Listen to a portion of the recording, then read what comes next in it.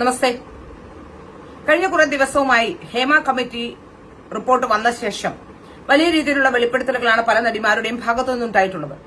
ഈ നടിമാരുടെ ഭാഗത്തു നിന്ന് ഇത്തരത്തിലുള്ള വെളിപ്പെടുത്തലുകൾ ഉണ്ടാകുമ്പോൾ സർക്കാർ ഒരു അന്വേഷണ കമ്മീഷനെ നിയോഗിക്കുകയും ആ അന്വേഷണ കമ്മീഷൻ ഇതുമായി ബന്ധപ്പെട്ട വിവരങ്ങൾ ശേഖരിക്കുകയും ഇവരിൽ നിന്ന് മൊഴി രേഖപ്പെടുത്തുകയും കോടതിയിലേക്ക് പോവുകയും കോടതിയിൽ നിന്ന് ചിലർക്കൊക്കെ മുൻകൂർ ജാമ്യം ലഭിക്കുകയും ചില പ്രതികൾക്ക് മുൻകൂർ ജാമ്യം ലഭിക്കാതെ നാടുവിടേണ്ട അവസ്ഥയും ഒക്കെ വന്നിട്ടുണ്ട്. നമുക്കറിയാം, മുകേഷിനും ഇടവേള ബാബുവിനും ജയസൂര്യയ്ക്കുമൊക്കെ ജാമ്യം ലഭിക്കുകയും എന്നാൽ സിദ്ദിഖിന് ജാമ്യം ലഭിക്കാത്ത അവസ്ഥ വരികയും സിദ്ദിഖ് സുപ്രീം കോടതിയിലേക്ക് ജാമ്യത്തിന് പോവുകയും സിദ്ദിഖിന് ജാമ്യാപേക്ഷ ഇന്ന് സുപ്രീം കോടതി പരിഗണിക്കുകയും ചെയ്യുന്ന സാഹചര്യമാണ് നിലവിലുള്ളത്. ഈ സാഹചര്യങ്ങളൊക്കെ നിലവിൽ നിൽക്കുമ്പോഴും നമുക്ക് മനസ്സിലാക്കാൻ സാധിക്കുന്നതിൽ ചിലരെങ്കിലും ഈ വിഷയവുമായി ബന്ധപ്പെട്ട മുതലെടുപ്പിന് ശ്രമിക്കുന്നുണ്ടോ എന്ന സംശയമാണ് ഞാനിവിടെ പങ്കുവയ്ക്കുന്നത്. കഴിഞ്ഞ കുറെ ദിവസങ്ങളായി ഈ വിഷയത്തിൽ തന്നെ, അതായത് മുകേഷുമായി ബന്ധപ്പെട്ട മുകേഷ് പീഡിപ്പിച്ചുവെന്നും മണിയമ്പിള്ള രാജു അടക്കമുള്ളവരുടെ പേരുകളൊക്കെ പറഞ്ഞുകൊണ്ട് രംഗത്ത് വന്ന ഒരു നടി പിന്നീട് പലതരത്തിലുള്ള ആരോപണങ്ങൾ സമൂഹ മാധ്യമങ്ങളിലൂടെ ഉന്നയിക്കുന്നത് കണ്ടു. ആദ്യഘട്ടത്തിൽ ഇവർ ഉന്നയിച്ച ആരോപണങ്ങൾ മുകേഷിനെതിരെ ആയിരുന്നുവെങ്കിൽ ആ ആരോപണങ്ങൾ ഉണ്ടായപ്പോൾ തന്നെ ചില ചാനലുകാരടക്കമുള്ളവർ ഇവരുടെ ഇരട്ടത്താപ്പും ഇവരുടെ ആ മൊഴികളിലെ വൈരുദ്ധ്യവും ഒക്കെ ചൂണ്ടിക്കാട്ടി യഥാർത്ഥത്തിൽ ചോദ്യം ചെയ്തപ്പോൾ ചാനലുകാർക്കും മറ്റും ഇവർ പറയുന്നത് കള്ളമാണെന്ന് ബോധ്യപ്പെടുകയും അതിന്റെ അടിസ്ഥാനത്തിൽ ചാനലുകാർ, മുഖ്യധാരാ മാധ്യമങ്ങളെല്ലാം അവരെ കൈയൊഴിയുകയും ചെയ്തു. അതിനുശേഷം അവർ മുഖ്യധാരാ മാധ്യമങ്ങളിൽ നിന്ന് വിളിക്കാതായതോടെ ചില ഓൺലൈൻ പ്ലാറ്റ്ഫോമുകളിലേക്ക് പോവുകയും ഓൺലൈൻ പ്ലാറ്റ്ഫോമുകളിൽ ഇരുന്ന് അവിടെ ഉള്ള എല്ലാ നടന്മാരെയും നടിമാരെയും പറ്റിയൊക്കെ ഇത്തരത്തിൽ പലതരത്തിലുള്ള ആരോപണങ്ങൾ ഉന്നയിക്കുകയും ഒക്കെ ചെയ്തു. അതിൽ ഏറ്റവും കൂടുതൽ രൂക്ഷമായ ആരോപണം ഉന്നയിച്ചത് ബാലചന്ദ്ര മേനോനെ കുറിച്ചാണ്. ബാലചന്ദ്ര മേനോനെ കുറിച്ച് അതീവ നമുക്ക് സംസാരിക്കാൻ പോലും അറയ്ക്കുന്ന തരത്തിലുള്ള ചില ആരോപണങ്ങൾ അവർ നടത്തുകയും ആ ആരോപണങ്ങൾ നടത്തുമ്പോൾ തന്നെ നമുക്ക് മനസ്സിലാക്കാൻ സാധിക്കും അവർ പറയുന്ന കാര്യങ്ങൾ പലപ്പോഴും അതങ്ങോട്ട് ഒത്തുപോകുന്നില്ല എന്നുള്ളതാണ്. പലപ്പോഴും പറയുന്നതും പ്രവർത്തിക്കുന്നതുമായി ഇവർ പറയുന്നതോ അതിനൊരു ന്യായീകരണം കണ്ടെത്താനോ രണ്ടാമത് നമ്മളൊരു ചോദ്യം ചോദിച്ചാൽ അതിനവർക്ക് മറുപടി പറയാനോ കഴിയാത്ത സ്ഥിതിയിലാണ് അവർ ഇങ്ങനെ കാര്യങ്ങൾ പറഞ്ഞുകൊണ്ടിരിക്കുന്നത്. ഒരിക്കലും നമ്മുടെ യുക്തിക്ക് നിരക്കുന്ന രീതിയിലുള്ള മറുപടികളല്ല അവരുടെ ഭാഗത്തു നിന്നുണ്ടാകുന്നത്. അപ്പോൾ നമുക്ക് മനസ്സിലാക്കാൻ സാധിക്കുന്ന ഇവർ ഇത്രയും കാലം പറഞ്ഞിട്ടുള്ള ഈ കാര്യങ്ങൾ വെച്ച് നോക്കുകയാണെങ്കിൽ നമുക്ക് മനസ്സിലാക്കാൻ സാധിക്കുന്നത് സോഷ്യൽ മീഡിയ വഴി ഇവർ ആരെയെങ്കിലും വരുത്താനുള്ള അല്ലെങ്കിൽ ആരെയെങ്കിലും സ്വാധീനിക്കാനുള്ള ഒരു ശ്രമം നടത്തുന്നുവെന്ന സംശയം ആ ഇന്റർവ്യൂ കേൾക്കുന്ന ആർക്കും മനസ്സിലാക്കും. കാരണം കഴിഞ്ഞ ദിവസത്തെ ഇന്റർവ്യൂവിൽ അവർ പറയുന്നത് 50ഓളം പെൺകുട്ടികൾ ഇത്തരത്തിൽ മൊഴി നൽകാൻ തയ്യാറായിട്ടുണ്ട്. ആ മൊഴി നൽകാൻ തയ്യാറായിട്ടുള്ളത് പ്രമുഖ നടന്മാർക്കെതിരെയാണ്. ഈ നടന്മാരെ എല്ലാം പ്രതിക്കൂട്ടിലാക്കുന്ന രീതിയിലുള്ള ചില പരാമർശങ്ങൾ അവർ നടത്തുന്നു. ഒപ്പം അവർ പറയുന്നു, ഒരു അഭിഭാഷകന്റെ പേര് പറയുന്നു, സംഗീത് ലൂയിസ് എന്നാണ് അഭിഭാഷകന്റെ പേര് പറയുന്നത്. ആ അഭിഭാഷകന്റെ കൂടെയാണ്. ആ അഭിഭാഷകൻ ഈ പെൺകുട്ടികളെ എല്ലാം മാറ്റിയിരിക്കുകയാണ്. ആ അഭിഭാഷകൻ ഏത് സമയത്തും വാർത്താ സമ്മേളനം നടത്തും. ആ വാർത്താ സമ്മേളനം നടത്തുമ്പോൾ ഇവരെല്ലാം പുറത്തുവരും. എനിക്കെതിരെ ഒരു കേസുണ്ടായി, അപ്പോ ഒന്ന് ചെറിയ രീതിയിൽ അവരൊക്കെ ഒന്ന് പേടിച്ചുപോയി എന്നൊക്കെയാണ് ഇവർ പറയുന്നത്. ഇതിനിടെ ഇവർക്കെതിരെ ഇവരുടെ അമ്മയുടെ സഹോദരിയുടെ മകൾ വന്ന് ഇവർ ആ പെൺകുട്ടിയെ സിനിമയിൽ കൊണ്ട് പലർക്കും കാഴ്ചവെക്കാൻ ശ്രമിച്ചു എന്ന് പറഞ്ഞുകൊണ്ട് ഒരു ആരോപണം ഉന്നയിച്ചുകൊണ്ട് വരികയും അതിൽ എഫ്ഐആർ ഇടുകയും അവർ ഡിജിപിക്ക് പരാതി നൽകുകയും എഫ്ഐആർ ഇടുകയും ഒക്കെ ചെയ്തിട്ടുണ്ട്. അത് പോക്സോ അടക്കമുള്ള വകുപ്പുകളുള്ള ഒരു കേസാണ്. ആ കേസുമായി ബന്ധപ്പെട്ട ആ കേസിൽ തന്നെ അറസ്റ്റ് ചെയ്തതെന്ന് ആവശ്യപ്പെട്ടുകൊണ്ട് അവർ കോടതിയിലേക്ക് മുൻകൂർ ജാമ്യം കൂടി തേടിയിരിക്കുന്നു എന്നാണ് മനസ്സിലാക്കാൻ സാധിക്കുന്നത്. അത്യന്തം ഗൌരവകരമായ ഒരു പോക്സോ കേസിലേക്ക് പ്രതി ചേർക്കപ്പെടേണ്ട അല്ലെങ്കിൽ പ്രതിയായിട്ട് മുൻകൂർ ജാമ്യത്തിന് പോയിരുന്ന ഒരു സ്ത്രീ, ആ സ്ത്രീ അതിന്റെ പിറ്റേ ദിവസം തന്നെ, ഈ ആരോപണം ഉണ്ടായതിന്റെ അടുത്ത ദിവസം തന്നെ ആ പെൺകുട്ടിയുടെ ചിത്രമടക്കം, ആ പെൺകുട്ടിയുടെ അമ്മയുടെയും ചിത്രവും ഐഡന്റിറ്റിയും അടക്കം വെളിപ്പെടുത്തിക്കൊണ്ട് രംഗത്ത് വരുന്ന സാഹചര്യമാണ് ഉണ്ടായത്. അത്രയേറെ നിയമവ്യവസ്ഥയെ വെല്ലുവിളിക്കുന്ന രീതിയിൽ കാര്യങ്ങൾ നീക്കിക്കൊണ്ടു പോകുന്ന ഒരു സ്ത്രീയാണ് ഇവരെന്നാണ് നമുക്ക് മനസ്സിലാക്കാൻ സാധിക്കുന്നത്. അങ്ങനെ അവർ തന്നെ പറയുന്നു, എനിക്ക് എല്ലാ സ്ഥലത്തും വലിയ അഭിഭാഷക വൃന്ദമുണ്ട്, അഭിഭാഷകരെല്ലാം എന്റെ കൂടെയാണ്, ഞാൻ വിചാരിച്ചാൽ പലതും നടക്കുമെന്ന് സോഷ്യൽ മീഡിയ പേജുകളിലൂടെ, സോഷ്യൽ മീഡിയ ഹാൻഡിലുകളിലൂടെയും അതുപോലെ തന്നെ ഓൺലൈൻ മീഡിയകളിലൂടെയും വന്ന് അവർ പറയുകയും ഈ മറ്റുള്ളവരെ ഒന്ന് പേടിപ്പിക്കാനോ അല്ലെങ്കിൽ ഏതെങ്കിലും തരത്തിൽ മുതലെടുപ്പ് നടത്താനോ ധനസമാഹരണത്തിനോ ഒക്കെ അവർ ശ്രമിക്കുന്നുണ്ടോ എന്ന സംശയം നമ്മൾക്ക് ആ ഇന്റർവ്യൂ കേൾക്കുന്ന മാത്രയിൽ തന്നെ ഉണ്ടാകും. ഏതായാലും ബാലചന്ദ്ര മേനോൻ ഇതുമായി ബന്ധപ്പെട്ട് കേസുമായി പോയിരിക്കുന്നു എന്നാണ് മനസ്സിലാക്കാൻ സാധിക്കുന്നത്. ഓൺലൈൻ മാധ്യമങ്ങൾക്കടക്കം കേസിന് പ്രതിയെ ചേർത്തുകൊണ്ടാണ് ബാലചന്ദ്ര മേനോൻ പോയിരിക്കുന്നത്. കാരണം ഇത്തരത്തിൽ പലതരത്തിലുള്ള ആരോപണങ്ങൾ ഇവർക്കെതിരെ വരുന്നുണ്ട്. ഇനി ഇവർ പറയുന്ന സംഗീത് ലൂയിസ് എന്ന് പറയുന്ന അഭിഭാഷകനെ കുറിച്ച് പറയുകയാണെങ്കിൽ അയാൾ ഒരു കൊലക്കേസിൽ ഉൾപ്പെട്ടിട്ടുള്ള ഒരാളായിരുന്നു എന്നാണ് മനസ്സിലാക്കാൻ സാധിക്കുന്നത്. അതിനിയും ആ കേസ് തീർന്നോ എന്ന് കൃത്യമായി എനിക്ക് അതിനെക്കുറിച്ചൊരു ധാരണയില്ല. ആണെങ്കിൽ തന്നെ അയാൾ കൊലക്കേസിൽ പ്രതി ചേർക്കപ്പെട്ട ഒരാളാണ്. ആ കേസിൽ ബന്ധപ്പെട്ട് ഇവർ മർദ്ദിച്ച ഒരു പയ്യനെ സിനിമാ സെറ്റിന് ഇടയിൽ നിന്ന് മർദ്ദിക്കുകയും മർദ്ദിച്ച ശേഷം ഈ പയ്യൻ പോയി ആറ്റിൽ ചാടി മരിക്കുകയുമായിരുന്നു ഇവർ ഓടിച്ചപ്പോഴെന്നാണ് മനസ്സിലാക്കാൻ സാധിക്കുന്നത്. അതിന്റെ പോസ്റ്റ്മോർട്ടം റിപ്പോർട്ടിൽ ഇവർ മർദ്ദിച്ചതുകൊണ്ടാണ് മരണകാരണം മർദ്ദനമാണെന്ന് പറഞ്ഞിരുന്നു. ഏതായാലും ആറ്റിൽ ചാടിയതുകൊണ്ട് നിയമത്തിന്റെ പഴുതിലൂടെ ഒരുപക്ഷെ രക്ഷപ്പെട്ടു പോന്നിട്ടുണ്ടാവാം. ഏതായാലും ഇപ്പോൾ മനസ്സിലാക്കാൻ സാധിക്കുന്നത് സിനിമയിലെ ചില വ്യക്തിവൈരാഗ്യങ്ങളോ അല്ലെങ്കിൽ പണം ഉണ്ടാക്കാനുള്ള ചില കാരണങ്ങളോ ഒക്കെയായി ചില സമ്മർദ്ദ തന്ത്രങ്ങളുമായാണ് ഇവർ രംഗത്ത് വന്നിരിക്കുന്നതെന്നാണ് നമുക്ക് ഈ കാര്യങ്ങൾ കാണുമ്പോഴും കേൾക്കുമ്പോഴും ഒക്കെ നമുക്ക് മനസ്സിലാക്കാൻ സാധിക്കുന്നത്. ഏതായാലും ഇപ്പോൾ ഇവർക്കെതിരെ ഒരു പരാതി വന്നിരിക്കുന്നു. ഇവരെക്കുറിച്ച് അതീവ ഗൌരവകരമായ പല ആരോപണങ്ങളും ഈ സ്ത്രീയെ കുറിച്ച് വരുന്നുണ്ട്. സന്തോഷ് മാധവന്റെ കേസിലടക്കം ഈ ചില സമയങ്ങളിൽ ഇവരെ പോലീസ് അടക്കം അന്വേഷിച്ചു വന്നിട്ടുണ്ടെന്നും അത്തരത്തിൽ സന്തോഷ് മാധവനടക്കം പെൺകുട്ടികളെ എത്തിച്ചു കൊടുക്കുന്ന ഒരാളായിരുന്നു ഇവരെന്ന് പറഞ്ഞ് ഓരോ ഗുരുതരമായ ആരോപണങ്ങളൊക്കെ ഓരോന്നോരോന്നായി പുറത്തു വരുന്നുണ്ട്.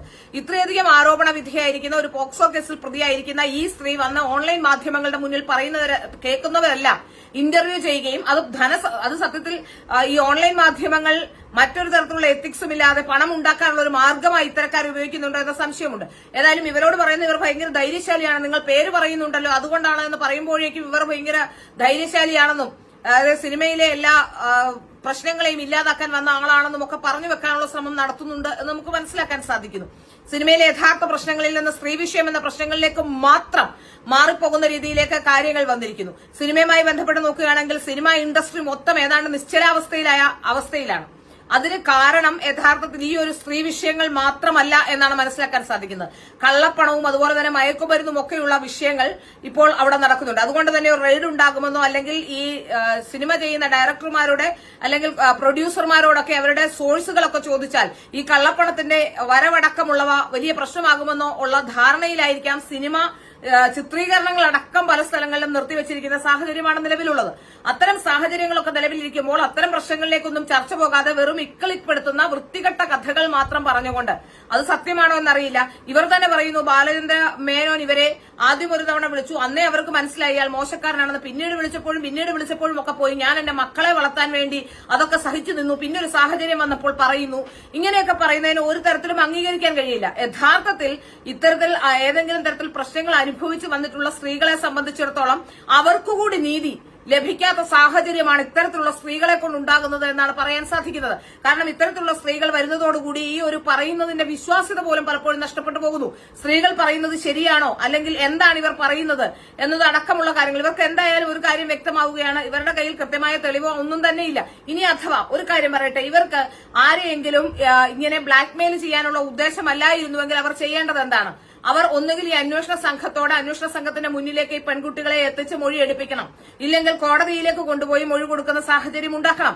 അതിനു പകരം ഇവർ വന്നിരുന്ന ചാനലുകളിലൂടെ 50 പേർ ഞങ്ങളുടെ കൂടെയുണ്ട്, ഇപ്പോൾ അമ്മയുടെ സമ്മേളനം ജയിലിലാക്കേണ്ടി വരും, അതുകൊണ്ട് തന്നെ 50ഓളം പേർ ഞങ്ങളുടെ കയ്യിലുള്ളത് കൊണ്ട് തന്നെ ഞങ്ങളുടെ അഭിഭാഷകന്റെ പേര് പറയുന്നു, ഇന്ന അഭിഭാഷകന്റെ കൂടെയാണെന്ന് പറയുന്നു, ഈ പെൺകുട്ടികളെല്ലാം അഭിഭാഷകന്റെ കസ്റ്റഡിയിലാണ് എന്ന് പറയുന്നു.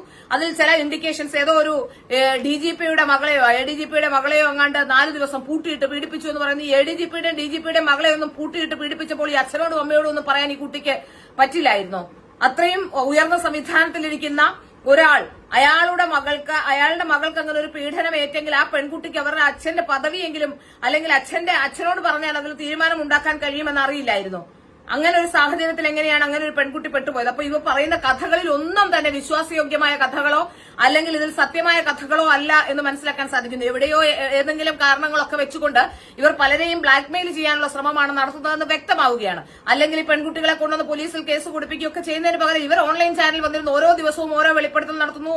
അഭിഭാഷകന്റെ കൂടെയുണ്ടെന്ന് പറയുന്നു, അഭിഭാഷകന്റെ പേര് പറയുന്നു, അഭിഭാഷകൻ ഉടനെ വാർത്താ സമ്മേളനം വിളിക്കുമെന്ന് പറയുന്നു, എല്ലാവർക്കും പണി കിട്ടുമെന്ന് പറയുന്നു. ഇതൊക്കെ നമുക്ക് മനസ്സിലാക്കാൻ സാധിക്കുന്നത് ഈ സ്ത്രീ പുതിയ ബ്ലാക്ക്മെയിലിംഗ് തന്ത്രവുമായി ഇറങ്ങിയിരിക്കുന്നു എന്നാണ്. ഏതായാലും സിനിമയിൽ ഇനി അവർക്ക് അവസരങ്ങളൊന്നും കാര്യമായി കിട്ടില്ല എന്നറിയാം. ഈ കിട്ടുന്ന സമയം വെച്ച് കുറച്ച് പണം ഉണ്ടാക്കിക്കൊണ്ടു പോകാം എന്നുള്ളൊരു ധാരണയാണ് ഈ സ്ത്രീക്കുള്ളതെന്നാണ് മനസ്സിലാക്കാൻ സാധിക്കുന്നത്. കാരണം അവർ പറഞ്ഞ എല്ലാ കാര്യത്തിലും, അതായത് പീഡിപ്പിക്കപ്പെട്ടു, ഇത്രയധികം ക്രൂരമായി പീഡിപ്പിച്ചിട്ടും 25,000 രൂപ എനിക്ക് മുകേഷ് തന്നില്ലല്ലോ, അതുപോലെ ഞാനൊരു സിംഗിൾ പേരന്റ് ആണ്, അതുകൊണ്ട് പീഡിപ്പിച്ച ആളോട് 1 ലക്ഷം രൂപ ചോദിച്ചു, എന്റെ മകൾക്ക് ഫീസ് അടയ്ക്കണമായിരുന്നു, ഇങ്ങനെയൊക്കെ പറയുന്നതിനല്ല ഞങ്ങൾ തമ്മിൽ ഒരു കോൺട്രാക്ട്, പീഡിപ്പിച്ച ആളുമായി എന്ത് കോൺട്രാക്ട്? അത് അമ്മയിലെ മെമ്പർഷിപ്പ് സംബന്ധിച്ച് അവർക്ക് പീഡിപ്പിച്ച ആളുമായി കോൺട്രാക്ട് ഉണ്ടായിരുന്നു. ഇത്തരത്തിലുള്ള വാചകങ്ങളൊക്കെ പറയുമ്പോൾ തന്നെ എന്താണ് ഇവരുടെ യഥാർത്ഥ ഇന്റൻഷൻ എന്ന് നമുക്ക് മനസ്സിലാവുന്നു. അതിന് ഇനിയും പഴുപ്പടിപ്പരെ പ്രശ്നം വെക്കേണ്ട കാര്യമൊന്നുമില്ല ഇവരുടെ ഇന്റൻഷൻ മനസ്സിലാക്കാൻ. യഥാർത്ഥത്തിൽ ഇപ്പോൾ ഇവർ ഈ ഹേമ കമ്മിറ്റി റിപ്പോർട്ട് വന്നത് ഒരു സുവർണ അവസരമായി കണ്ടുകൊണ്ട് കാശുണ്ടാക്കാനുള്ള ഒരു ശ്രമം, ബ്ലാക്ക്മെയിൽ ചെയ്യാനുള്ള ഒരു ശ്രമം മാത്രമാണ് ഇവർ നടത്തുന്നതെന്ന കാര്യത്തിൽ യാതൊരു സംശയവുമില്ല. ഏതായാലും കേരളത്തിലെ പോലീസ് ഈ വിഷയത്തിൽ വളരെ ശക്തമായ തീരുമാനമെടുക്കുന്നു. അന്വേഷണ സംഘം എന്തുകൊണ്ടാണ് ഈ സ്ത്രീയെ അറസ്റ്റ് ചെയ്യാത്തത്?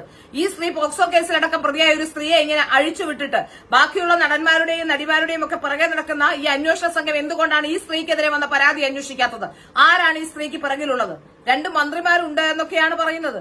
ഏതായാലും ഭരണകക്ഷി MLA-മാർ 21 ഭരണകക്ഷി MLA-മാരും 2 മന്ത്രിമാരും ഒക്കെ ഉള്ള ഒരു വലിയ കൂട്ടമുണ്ട്. അവരെയൊക്കെ പീഡിപ്പിച്ചിട്ടുണ്ട് ഇവരെ ഈ മന്ത്രിമാരും MLA-മാരും എന്നൊക്കെയാണ് പറയുന്നത്. യഥാർത്ഥത്തിൽ ഇവർ ഇത്രയധികം ആരോപണങ്ങൾ ഉന്നയിച്ചിട്ടും ഈ സ്ത്രീ ഉന്നയിക്കുന്നത് വ്യാജ ആരോപണമാണെന്ന് ബോധ്യപ്പെട്ടിട്ടും കേരളത്തിലെ പോലീസ് എന്തുകൊണ്ടാണ്, ഈ അന്വേഷണ സംഘം എന്തുകൊണ്ടാണ് ഈ സ്ത്രീയോട് അല്ലെങ്കിൽ ഈ സ്ത്രീയെ കൃത്യമായി ചോദ്യം ചെയ്യുകയോ അല്ലെങ്കിൽ ഇവരുമായി ബന്ധപ്പെട്ട തെളിവുകൾ പിടിച്ചെടുത്തുകൊണ്ട് ഈ സ്ത്രീ കുറ്റക്കാരിയാണെങ്കിൽ ഇവർ ബ്ലാക്ക്മെയിലിംഗ് തന്ത്രമാണ് നടത്തുന്നതെങ്കിൽ ഇവർക്കെതിരെ കേസെടുക്കാനുള്ള ആർജവം കേരളത്തിലെ പോലീസ് കാണിക്കണം. അവർക്കെതിരെ ഇപ്പോൾ 2 കേസായി. ബാലേന്ദ്ര മേനോനുമായി ബന്ധപ്പെട്ട കേസ്, ബാലേന്ദ്ര മേനോൻ കേസ് കൊടുത്തത് കൂടാതെ ഒരു പോക്സോ കേസ് പ്രതി എങ്ങനെയാണെന്നേ അവർ ഇനി പ്രതിയായിക്കോട്ടെ, അവർ ഇനിയും ഇവിടെ നിന്നും രക്ഷപ്പെട്ട് വരുന്നിടം വരെ, അഥവാ ഇനി അവർ പോക്സോ കേസ് അങ്ങനെ ഒരു കാര്യം ചെയ്തിട്ടില്ലെങ്കിൽ അതിൽ നിന്ന് രക്ഷപ്പെട്ട് വരുന്നിടം വരെ അവർ പോക്സോ കേസിൽ പ്രതിയാണ്. മാത്രമല്ല പരാതി കൊടുത്ത ഇരയായ പെൺകുട്ടിയെ അവർ അതിക്രൂരമായ രീതിയിൽ അധിക്ഷേപിച്ചിരിക്കുന്നു. ആ പറഞ്ഞ കാര്യങ്ങളിലൊന്നും സത്യമില്ല താനും. യഥാർത്ഥത്തിൽ ഈ സ്ത്രീ ആരാണ് ഇങ്ങനെ കയറൂരി വിട്ടിരിക്കുന്നത്? ഈ സ്ത്രീയെ അറസ്റ്റ് ചെയ്യാനുള്ള അടിയന്തരമായ നടപടിയാണ് അന്വേഷണ സംഘം ചെയ്യേണ്ടത്. ഈ ഒരൊറ്റ കാര്യം മാത്രം മതി. പോക്സോ കേസിൽ കൊടുത്തിരിക്കുന്ന അല്ലെങ്കിൽ പോക്സോ കേസിൽ അകപ്പെട്ട ഒരു പെൺകുട്ടിയുടെ ഐഡന്റിറ്റി അടക്കം ആ ഇരയുടെ ഐഡന്റിറ്റി വെളിപ്പെടുത്തുകയാണ്. അവർക്ക് അവരുടെ മുഖം കാണുന്നത് കൊണ്ട് പ്രശ്നമില്ല എന്ന് അവർ ആദ്യം മുതൽ പറയുന്നുണ്ട്. എന്നിട്ട് ഒരു ചാനലിലെ അവതാരകൻ അവരോട് ചോദ്യം ചോദിച്ചു, അതുകൊണ്ട് ഇനി അരുൺകുമാറിനെതിരെയും കേസ് കൊടുക്കുമെന്ന്. ഏതായാലും അങ്ങനെ അരുൺകുമാറിനെതിരെ കേസ് കൊടുക്കാനോ അല്ലെങ്കിൽ ഏതെങ്കിലും ചാനൽ അവതാരകർ നിങ്ങളോട് ചോദ്യം ചോദിച്ചുകൊണ്ട് നിങ്ങൾക്ക് കേസ് കൊടുക്കാനുള്ള വകുപ്പൊന്നുമില്ല. അതവിടെ നിൽക്കട്ടെ. പക്ഷെ നിങ്ങളെ സംബന്ധിച്ച് നിങ്ങൾ ചെയ്തത് അതീവ ഗുരുതരമായ കാര്യമാണ്. നിങ്ങളുടെ സോഷ്യൽ മീഡിയ ഹാൻഡിലുകളിലൂടെ നിങ്ങൾ ആ കുട്ടിയുടെ, അതായത് പോക്സോ കേസിലെ ഇരയായ ഒരു പെൺകുട്ടിയുടെ ഐഡന്റിറ്റി നിങ്ങൾ വെളിപ്പെടുത്തിയിരിക്കുകയാണ് ചെയ്തിരിക്കുന്നത്.